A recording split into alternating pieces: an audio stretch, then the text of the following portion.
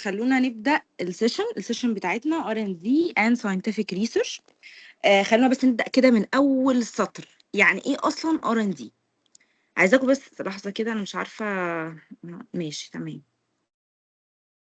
عايزاكم كده بس تتخيلوا معايا كده إن إحنا كل يوم كلنا من إحنا صغيرين أصلا بنصحى عندنا فضول نعرف الحاجة دي ليه أصلا بتحصل. ممكن نصحى نقول طب ما تيجوا نجرب نعمل كذا، ممكن نعملها بشكل أحسن. فالطريقة بتاعت التفكير دي هي دي بداية البحث العلمي. يبقى البحث العلمي بتاعي او التفكير بتاعي ده هو الخطوة الاولى، ان انا ببدأ بيها. ابدأ بقى ايه؟ احط خطوات واسأل واقيس واجرب. كل ده ليه؟ عشان في الاخر اوصل لاجابات. ولكن الار ان دي بقى المرحلة اللي بتيجي بعد البحث العلمي شوية. دي بقى اللي بنبدأ بيها نحول الاجابات بتاعتنا لمنتج. ممكن يبقى منتج فعلي فيزيكال، او خدمة ممكن تبقى خدمة في التك مثلا. تمام. مثلا نيو بترا هي ستارت اب شغاله على انه بيعمل باي كونفرتنج للاورجانيك فود ويست اللي هي من الريستورانت والهوتلز ل ديفرنت برودكت، من ضمنها البروتين باودر والفراس والاويل. تمام. عن طريق استخدام حشره. حلو كده. الحشره بتاكل فضلات عضويه، ده بحث. ولكن ان انا استخدم الحشره عشان اطلع بروتين وزيت واحل بيه مشاكل بيئيه واشوف بوتنشال منتجات مختلفه، هو ده الار ان دي. اذا الار ان دي ببساطه شديده جدا هي الانشطه اللي الريسيرش الفعلي اللي بتعمله الشركات. ممكن تبقى شركات كبيره صناعيه كبيره، او حتى شركات صغيره، او مؤسسات كبيره. ممكن تبقى مؤسسات جامعيه، مؤسسات بحثيه كبيره. بيعملوا الار ان دي ده عشان يا اما يطوروا افكار جديده، مثلا يبتدعوا فكره جديده، او ان هم يطوروا اوريدي المنتجات اللي عندهم. زي شركات كبيره مثلا زي شركه ايفا للكوزماتكس. ايفا بتعمل برضو ادويه. شركه ايفون مثلا اكيد عندها ار ان دي. كل اي شركه في الدنيا في العالم لازم يبقى عندها ار ان دي لو هي الشركه عايزه تبقى موجوده فعلا في السوق. تمام. طيب، ليه بقى البحث والتطوير او الار ان دي عامه، ان انا ابدا ابحث وادور واحل والاقي منتجات كتيره، ليه هو مهم؟ لانه ببساطه شديده جدا يا جماعه، الشركات لازم تعمل الار ان دي في المنتجات بتاعتها علشان تطلع بافكار مختلفه. ولو ما طلعتش بافكار مختلفه، هي مش هتقدر تبقى موجوده وتنافس وتكسب في السوق. خلونا ناخد مثال على كده. مثلا شركه زي شركه نوكيا. شركة نوكيا كانت من أوائل الشركات، شركة نوكيا وبلاك بيري. بس نوكيا بدأت موضوع التليفونات، ويبقى فيه تليفون في إيدينا يبقى نتواصل عن بعد والكلام ده. كانت شركة نوكيا بادئة الموضوع ده. إيه اللي خلى شركة نوكيا ما تقدرش تبقى موجودة وتنافس في السوق؟ وقفت لحد معين، ما قدرتش تديفلوب عليه البرودكت بتاعتها. ما كانش عندها تيم ار ان دي يديفلوب البرودكت ويبقى موجود في السوق. لانه طلع بقى شركه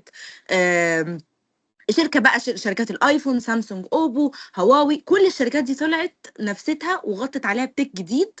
فطبعا ايه، الشركه خلاص يعني تقلصت واختفت من السوق. فاذا الار ان دي لازم يبقى موجود في كل الشركات.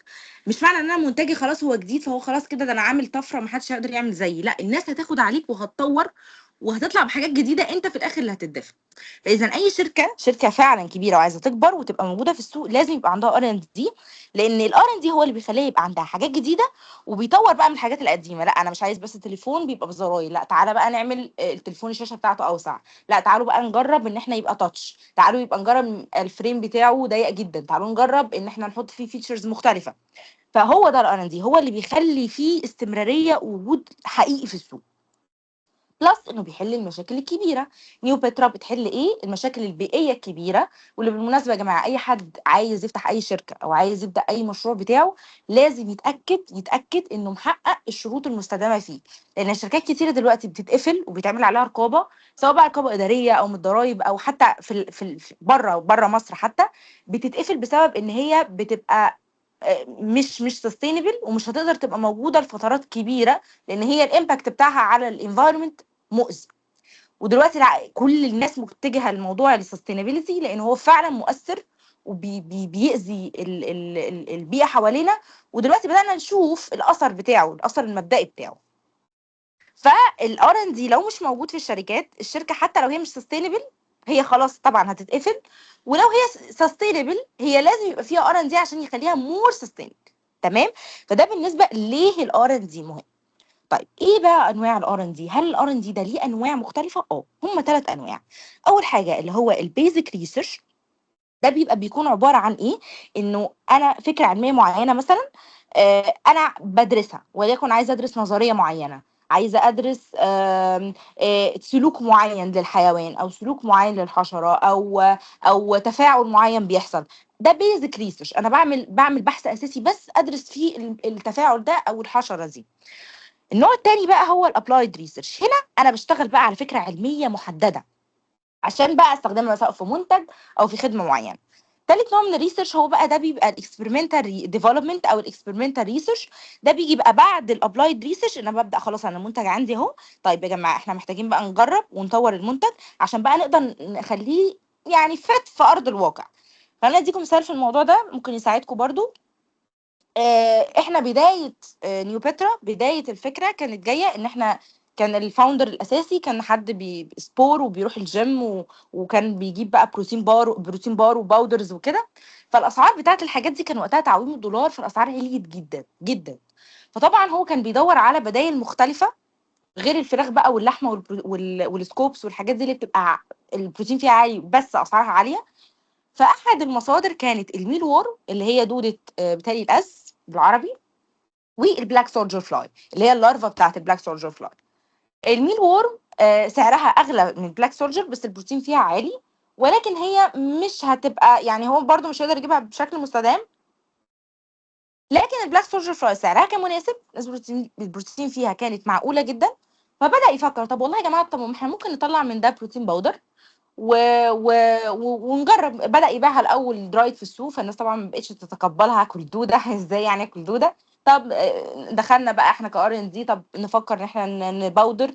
دخلنا بيها في كذا اكسلريتور وكذا في مسابقة.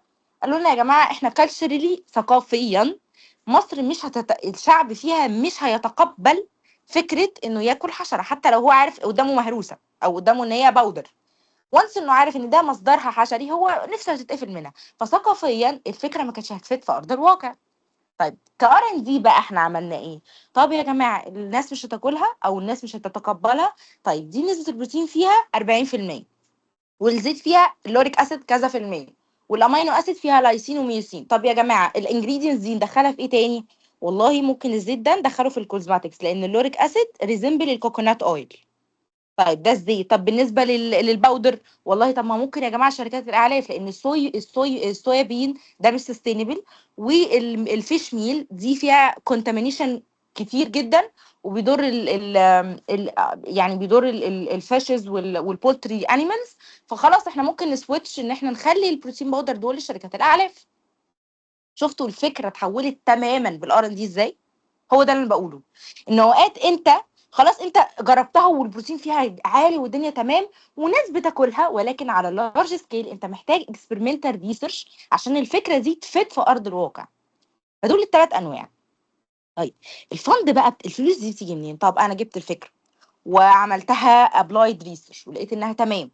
بعدين بعد ما لقيتها تمام جيت اجربها على ارض الواقع لقيت في مشاكل، رحت عامل لها سويتش، خليتها قعدت اعمل اكسبيرمنتال ريسيرش، لقيت انه لا انا هغير السكوب بتاعي لديفرنت سكوب لديفرنت جول بديفرنت بزنس موديل. طب ماشي، انا اجيب الفند منين؟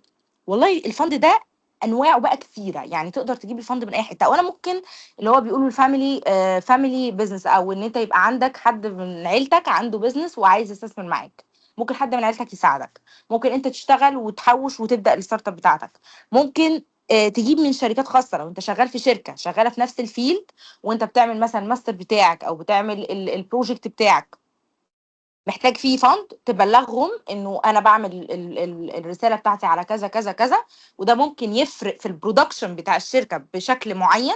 فممكن تفندوا جزء من الريسيرش، وده اكشلي احنا عملناه مع بنت معانا يعني. كانت هي شغاله، كانت في زراعه، كانت عايزه تعمل الماستر بتاعها في التغذيه بتاعه الدواجن والاسماك. فكنا محتارين بين الدواجن والاسماك، ورحت معاها للدكتور بتاع الدواجن وبتاع الاسماك وبدانا نفكر هنجيب ايه وهندفع ايه. ففي شركات هتدفع طالما الحاجه انت هتصب المعرفه دي في الشركه. ده طريقه. في طريقه تانية اللي هي الحكومه. اوقات الحكومه يا جماعه بتنزل منح بالتعاون بقى مع اليونايتد نيشن، بالتعاون مع الحكومه الدنماركيه، مع الحكومه مش عارفه الهولنديه. فساعات التعاونات دي بتدي فند. واوقات مش بس بتدي فند، اوقات بتسفرك بره تشتغل هناك، تشتغل في عده شركات معينه هناك، تاخد اكسبيرينس، وطبعا بتدي المعرفه او النولج بتاعتك للشركات دي. بس كبدايه بان كلنا لسه خارجين وفريش جراد، فبالتهيألي كلنا محتاجين في الاول نشتغل في شركات احنا مهتمين بالمجال بتاعها وعايزين نشتغل او نكمل فيها قبل ما نفتح البيزنس بتاعنا. ده للناس اللي عايزه تفتح البيزنس يعني، عشان تاخد اكسبيرينس حقيقيه من ارض الواقع.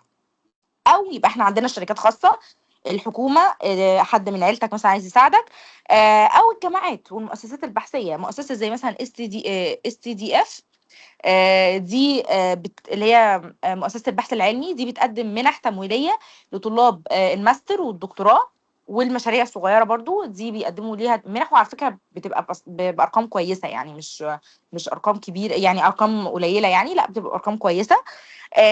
التمويل بقى اللي بتعمله مثلا الجامعات أو المؤسسات البحثية، ده بيكون طبعا مهم عشان مثلا المشاريع اللي هي بتبقى طويله الامد شويه، او هيطلعوا بقى اختراعات او حلول مثلا معينه جديده او كده. وبيشترك بقى معاك دكاتره، هي دي ميزه بس في شويه المنح والجامعات او المؤسسات الكبيره او البحثيه، ان هم بيدخلوا معاك دكاتره منتورز بيساعدوك. لكن الشركات الخاصه ممكن ما حدش يعني انفولف معاك في الرساله قوي او في البحث بتاعك قوي يعني. بس فدي نجيب الفند من حاجات كتيره قوي. بس الفتره اللي فاتت انا ملاحظه انه التعاونات بين الحكومه وبين دول كتيره في التمويلات والمنح كتيره الفتره دي.